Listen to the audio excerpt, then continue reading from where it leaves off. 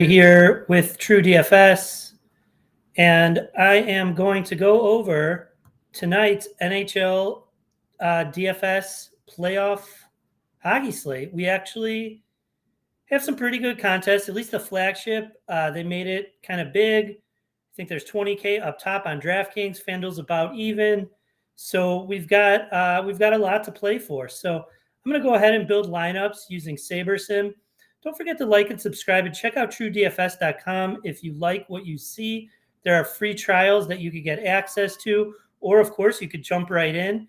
And yeah, you'll see how I use SaberSim, which is available for not much more than you'd pay otherwise. So check out TrueDFS.com to get access to SaberSim. We're going to use the pay dirt model for betting, but we've got great tools with it for DFS.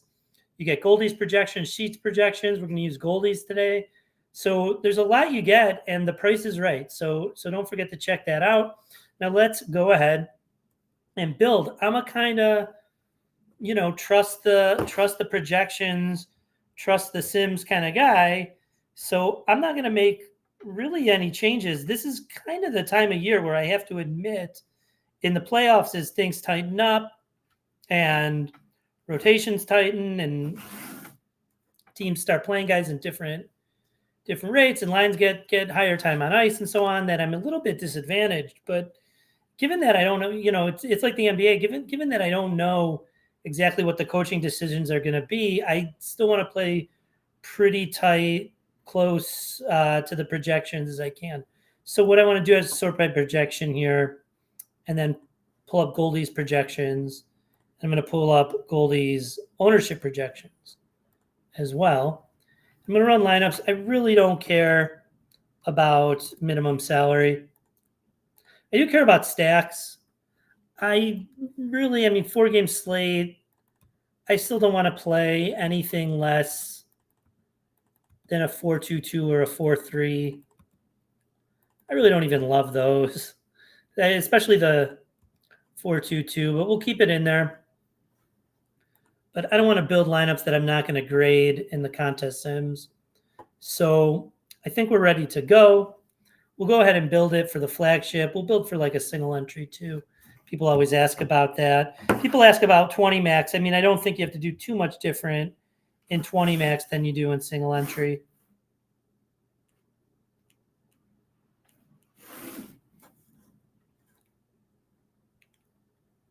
Let's get it going. See if there was any news. I mean, there shouldn't be too much. Jit Shock, but they're not on this slate, are they? No. And there's a right on Vamelka, not on the slate. Schneider. Okay, so we have no news as of yet for this slate. Oh, here, Alexei Protas. Skate cut on foot. Yikes. Probably going to play, though. Good. All right. Got our lineups created. Check out our exposure using SaberScore. Got it. Small slate. 10K? No.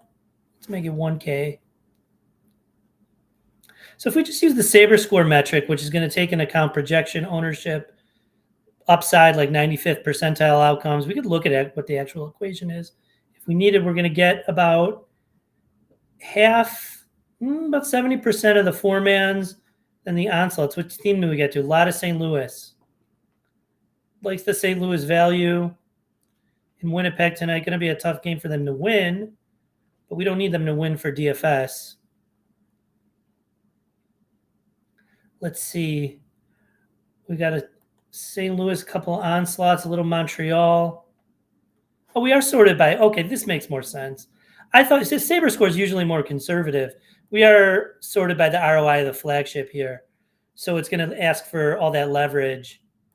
And you get to a lot of St. Louis, Montreal.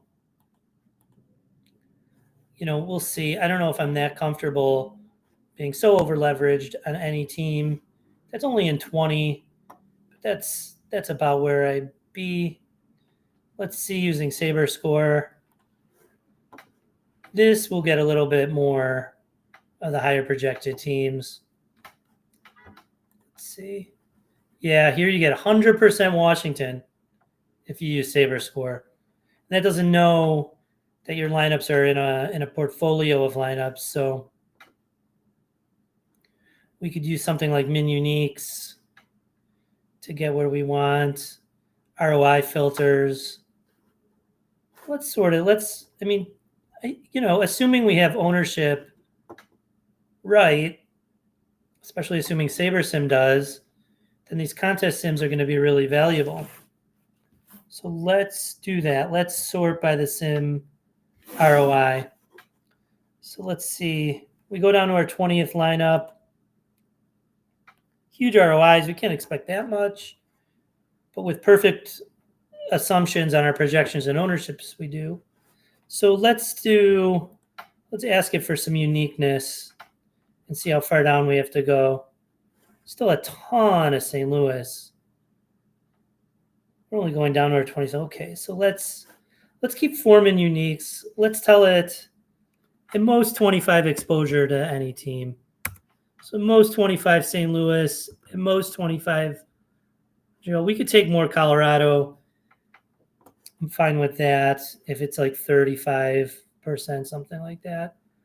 45% Dallas. I don't think we want that much. I assume Dallas is doing what they do in the regular season where they split the ice time and don't have very concentrated scoring. So let's say at most 30% Dallas. Now we've got a lot of min uniques. We've got a lot of diversity in our stacks. We've got some exposure to everyone. We have to go down only to our 152nd lineup. And it is 150 max. Now I'm more comfortable with this. DFS is high variance. I like the idea of having a lot of diversity. When we're right, we may, people say, well, I like to play these one teams or these two teams, and when I'm right, I really hit. But you got to have really high risk tolerance for that. Plus, your lineups are competing with each other. Here, we're going to have a nice exposure to a lot of different outcomes to try and be sustainable over time. When we're right, we will then win less. Now, we might want to take down some of this Montembeault too. And 55% on a single goalie is quite a bit. My exposures.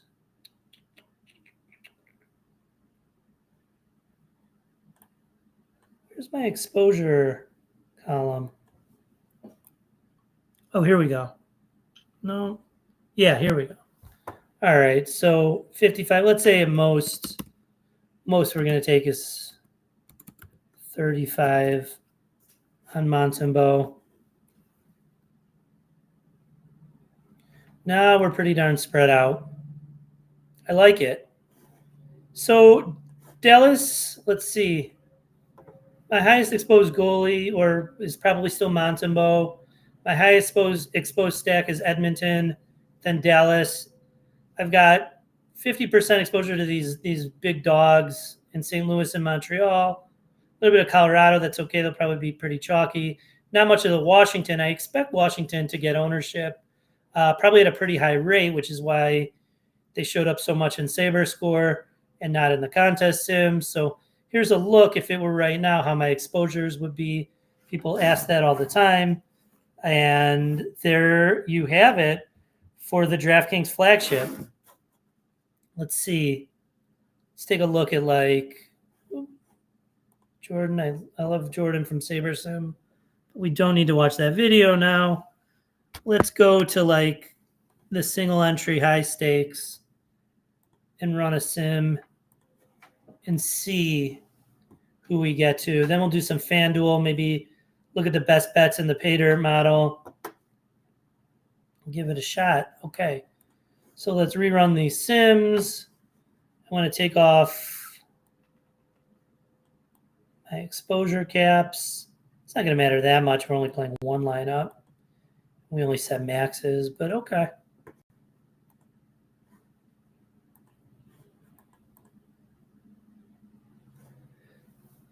So let's see. It's like it's either a single entry or a 2 max contest. Let's sort it.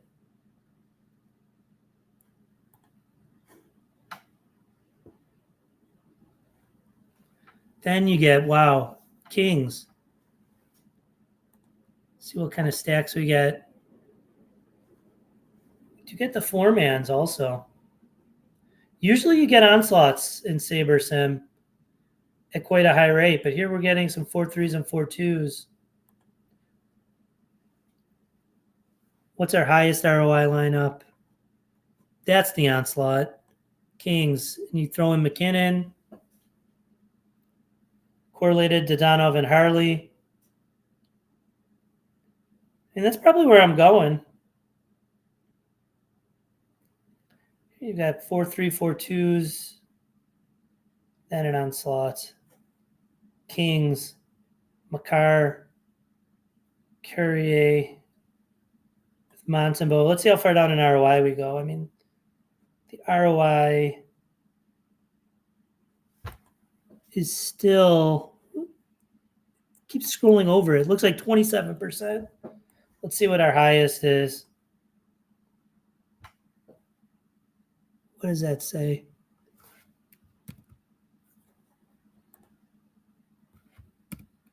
Severson does not make these cards, these lineup cards at 157, but that's going to be for the flagship. Well, I can't answer it because Severson is not doing a good job of organizing these cards. Here it is, 67% ROI. You know, I'd probably play this. You could run multiple sims. You could see if it keeps showing up towards the top because there's variance in how the sims go. I mean, a lineup can win once in the 100,000 and actually have been a good lineup, but it only won once. So in those sims. So something to think about. But this is probably where I'd go. I'd be running this right before lock, and I'd lock it in. You know, I might be late swapping, though, on a slate like this, depending on how these teams do and what the ownership looks like. You know, I might say, I don't want Kings. I want to go to a higher projected team like Dallas, or even get more Colorado in with the highest total if the early stuff busts, or vice versa. So, yeah, there you have it. Let's see FanDuel run 20 lineups. Get some sims going. Let's switch to Goldie's projections.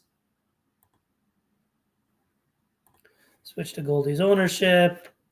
Take off the minimum salary. I really don't want less than 4-man stacks like on DraftKings. I just, correlation is king. It's one of the few levers you get to pull in DFS, right? The less correlation we do, the closer we are to just running a parlay. We still are running a parlay, but we're running a parlay where we get to put some correlation into it that others might not have. So let's go. Let's get the build going. We're going to let it go. I don't know if we need to let it go to 5,000, although it's going pretty quick, so I think we're fine with that. We'll check by Saber Score. We'll check by Contest Sim. We'll let these 20 rip.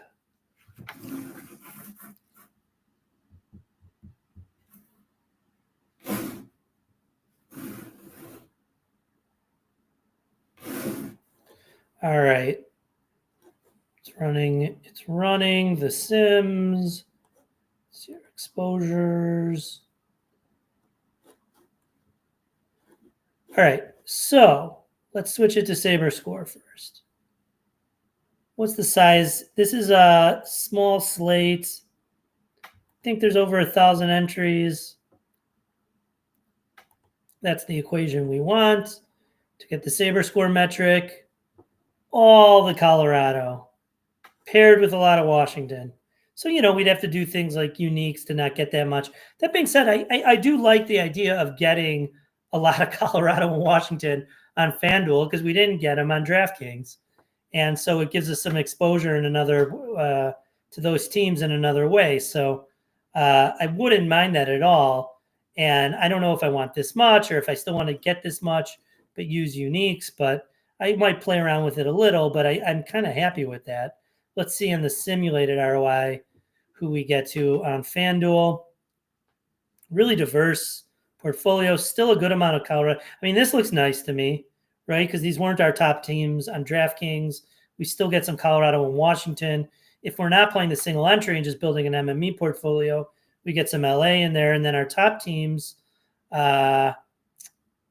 don't get to as much on FanDuel like in DraftKings. So I don't know. I'm pretty good with this. So given what we did on DraftKings, I'm probably going to keep this similar to how it is on FanDuel. We could play with it a little. We could say keep these exposures and give me some unique so I get different players from these teams. But overall, I'm pretty happy with this. And if this were right before lock and I was getting this as I do this process at, the first game's at 6 of 5:50 Central, I'd be ready to kind of send it off and send it into DraftKings. And then, you can do the same thing with late swap.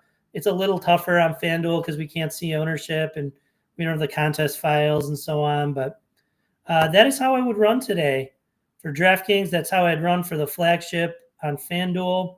I showed the single entry. Let's go over, see some bets. We've been looking at like the top shot on goal prop bets. These have had James said a 5% ROI on the season in the NHL betting model, which is really good over the course of a whole season. So we've been pretty happy with these. We've just been dropping in the top 2.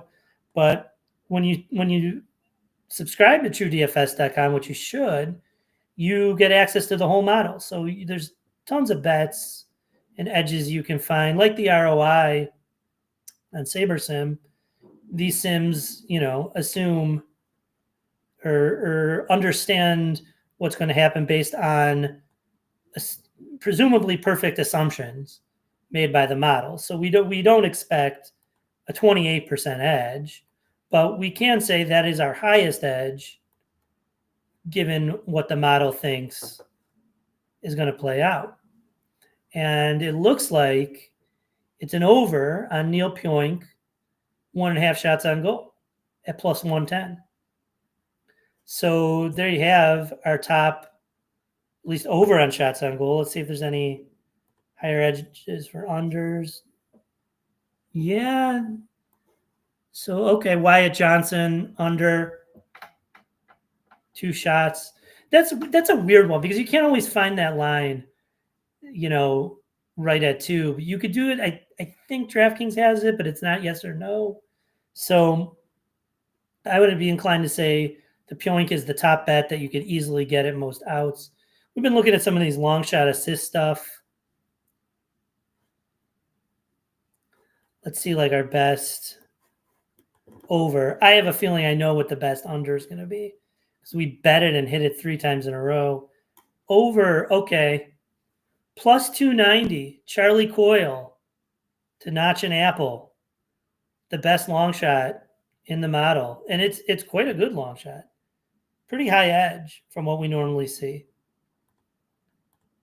So there you have a best bet. Unders. It is Hyman not to get an assist. We were getting a lot of good edge on Victor Arvidsson nose on assists. And it was minus 220, but we hit it 3 or 4 times in a row. So, but there you have it. There's the top bets.